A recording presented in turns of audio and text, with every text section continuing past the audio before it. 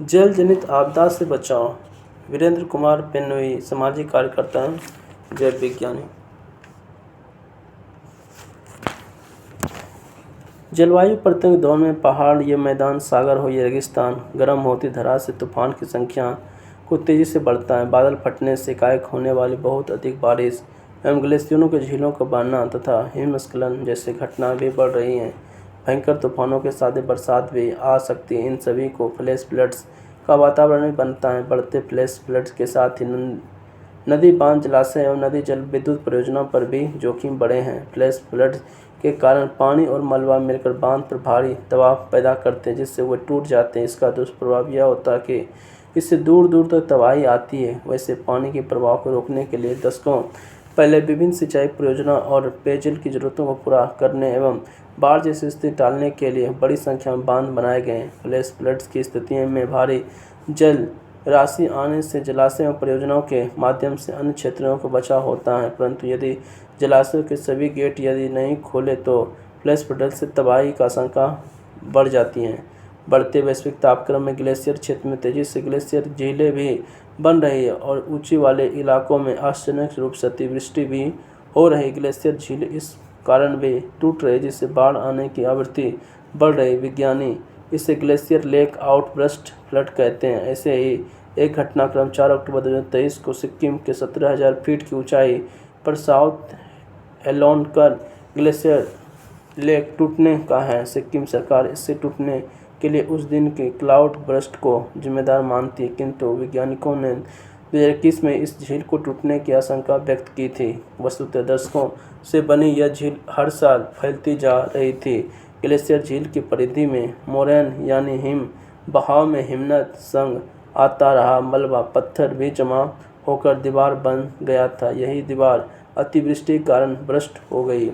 उत्तराखंड की भयानक त्रासदी। 7 फरवरी 2021 को उत्तराखंड में जलवायु बदलाव उत्प्रेरित भारत तिब्बत सीमा पर नीति घाटी के रेगी गांव के पास चमोली में नंदा देवी पार्क के कोर जोने में जो अप्रत्याशित रूप से ठंड के दिनों में हैंगिंग ग्लेशियर के टूटने का हादसा हुआ। इससे ऋषि गंगा और धौली गंगा नदियों में आकस्मिक बाढ़ जनित त्रासदी हुई। इसी घटना में लगभग 200 लोग मारे गए। कहा जाता है इसके पहले भी अतिवृष्टि भी हुई। श्री गंगा से शुरू हुई यह तबाही धौली गंगा तक पहुंची। ऋषि गंगा लघु पावर प्रोजेक्ट का एक हिस्सा यह त्रासदी अपने आप बहाकर ले गई थी। तपोवन विष्णुगुड़ा जलवायु विद्युत परियोजना की क्षतिग्रस्त हुई। तपोवन सुरंग में भी कई लोग फंसे थे। ऋषि गंगा और धौली गंगा आगे अलकनंदा नदी से मिलती हैं। अलकनंदा गंगा की सहायक नदी भी हैं। हादसा ने बड़े इसलिए सावधानी के अंतर्गत टेहरी बांध से नदी में पानी छोड़ना बंद कर दिया था। तब भी पूर्व चेतावनी देने वाली प्रणाली की आवश्यकता महसूस की गई थी। केदारनाथ आपदा 2013। केदारनाथ आपदा के बाद सुप्रीम कोर्ट द्वारा बनाई गई विशेष समिति ने उच्च हिमालयी क्षेत्रों का आकलन करने के बाद बताया कि वहाँ कई परियोजना पेरा ग्लेशियर के दायरे में, लिहाजा सुप्रीम कोर्ट ने 2014 में UJVNL के ऋषिगंगा A1, ऋषिगंगा 2 और NTPC के लाटा तपोवन प्रोजेक्ट सहित कुल 24 प्रोजेक्ट पर रोक लगा दी। पर 2021 की रैनी आपदा के समय यदि ये प्रोजेक्ट भी क्षेत्र में होते तो नुकसान कई गुना अधिक होता। ग्लेशियर की क्षय में मानवीय कारणों को भी बड़ी भूमिका है। पारिस्थितिकी तंत्र पर दुष्प्रभाव। बांध द्वारा पानी में वेग को सहन न कर पाने और टूट जाने की परिस्थिति भी दुष्प्रभावित होती है। कुछ वर्ष पहले नेपाल में आए भूकंप को भी बांधों के टूटने जोड़ने की कोई वैज्ञानिक आधार हैं। जो भूकंपीय सक्रिय हिमालय उत्तराखंड में बड़े बांधों को नागरीय सुरक्षा की दृष्टि से पैरा ग्लेशियर के दायरे में नहीं बनाए जाने चाहिए। उत्तराखंड की गढ़वाल बांध को हिमनद घोषित नदियों पर ही सच्चाई यह है कि कोई बांध हादसा जोखिम आकलन चाहे वह किसी भी पद्धति से हो अस्थायी नहीं होगा। जैसे जैसे डाउनस्ट्रीम में जनसंख्या में संपत्तियों का घनत्व बढ़ेगा वो बांध जलाशय क्षेत्रों भूस्खलन हिमस्खलन ग्लेशियर झीलों के टूटना के क्रम में बढ़ेगा, वैसे उस बांधों और जलाशयों के लिए खतरे भी बढ़ेंगे। इसलिए सबसे जरूरी है कि जल भंडारण क्षेत्रों को अतिक्रमण से मुक्त रखा जाए।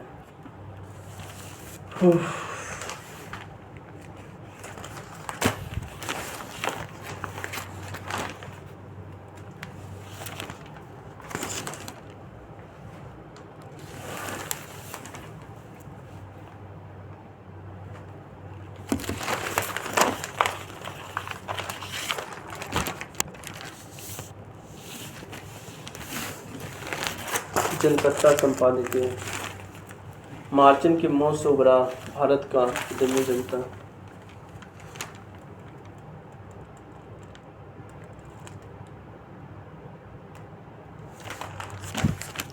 भारतीय उद्योगों को नवाचार के चक्र का फायदा उठाना चाहिए। उन्हें मुनाफा के अल्पावधि की गिरावट के कारण डरना नहीं चाहिए, बता आकाश प्रकाश।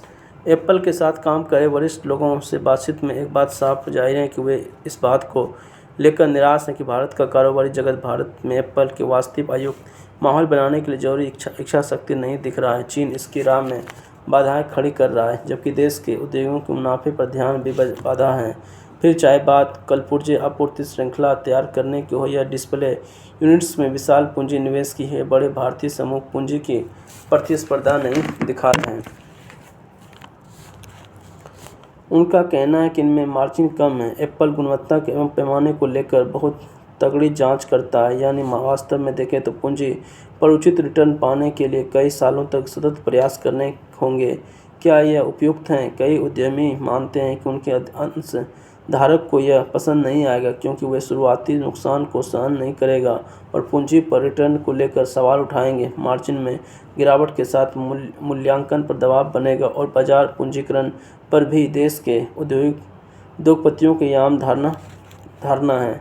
भारतीय बाजार मुनाफे पर बहुत अधिक केंद्रित है और इसके चलते पूंजी पर होने वाले रिटर्न पर भी भारत का long term equity market return profile दुनिया के बेहतरीन रिटर्न प्रोफाइल में से एक है और पूंजी अनुशासन पर ध्यान केंद्रित करना इसकी मजबूती रही है। भारत द्वारा चीन से बेहतर रिटर्न विगत 25 साल में चीन से 4% का वास्तविक जीडीपी रिटर्न है, जबकि भारत में 6.9% देने की एक वजह यह है कि मुनाफे और पूंजी आवंटन पर ध्यान देती हैं। वैश्विक निवेशक इस बात की सराहना करते हैं कि भारतीय उद्यमी पूंजी को कीमत समझते हैं। हालांकि क्या मुनाफे और बाजार पूंजीकरण इतना अधिक ध्यान दीर्घकालिक इस कमी के रूप में सामने आएगा?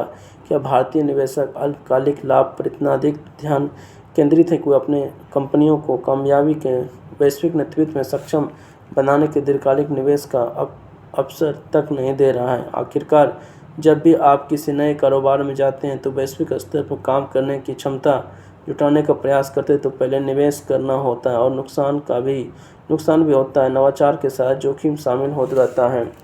आखिर एप्पल को चीन में आपूर्तिकर्ता जुटाने में दिक्कत क्यों नहीं हुई? चीन के आपूर्तिकर्ता तकनीकी सीखने और बड़े पैमाने पर काम करने के लिए कम मार्जिन स्वीकार करने को तैयार थे, इसलिए बदलते वे निर्माण के क्षेत्र में अग्रणी बने और वैश्विक विनिर्माण में उसकी हिस्सेदारी 32% तक जा पहुंची। या फिर शायद वे वैश्विक आपूर्ति श्रृंखला में प्रतिस्पर्धा ही नहीं करना चाहते और न ही नवाचार से जुड़े जोखिम उठाना चाहते हैं। भारतीय प्रतिवर्तक निवेशक को दोष दे रहे हैं। शायद उच्च मूल्यांकन ने हर किसी को आत्मसंतुष्ट कर रखा है। अगर आपको केवल भागीदारी की बदौलत अरबों डॉलर के मूल्यांकन वाली कंपनी बने रहने का अवसर मिल रहा है तो कुछ अलग क्यों करना? आईटी कंपनियों की बात करें तो अपने बेहतरीन दिनों में 30% का आय मार्जिन होने के बाद उन्होंने कभी शोध और विकास पर उल्लेखनीय खर्च नहीं किया। अपने राजस्व का कुछ प्रतिशत हिस्सा भी नहीं। इस बारे में पूछे जाने पर वे अक्सर अपने निवेशकों पर दोष मढ़ते हुए कहते हैं कि वे मुनाफा का कम नहीं होने दे सकते, वरना निवेशक बाजार में उन्हें दंडित करेंगे। चीन कमज़ोर उदाहरण हो सकता है क्योंकि वहाँ कारोबारी क्षेत्र को सरकार भारी सब्सिडी देती है, वित्तीय आवंटन में अनुशासन का अभाव है और वे हर किसी कीमत, आकार और पैमाने पर ध्यान केंद्रित करते हैं। अमेरिका का अनुसरण जरूर किया जाना चाहिए। वॉल स्ट्रीट में मौजूद तकनीक या स्वास्थ्य सेवा अथवा उपभोक्ता कंपनी का अपनी बिक्री का 10% शोध या ब्रांडिंग पर व्यय करना आम बात है।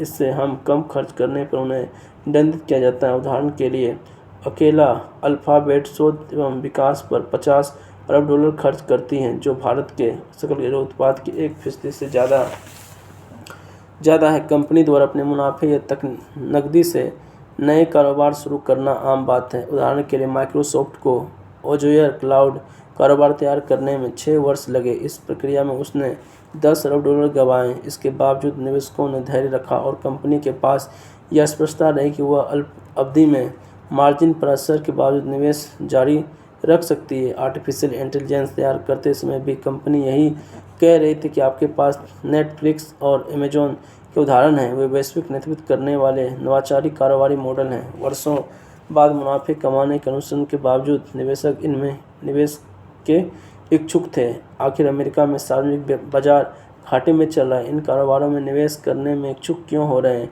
जबकि भारत में ऐसा नहीं रहा?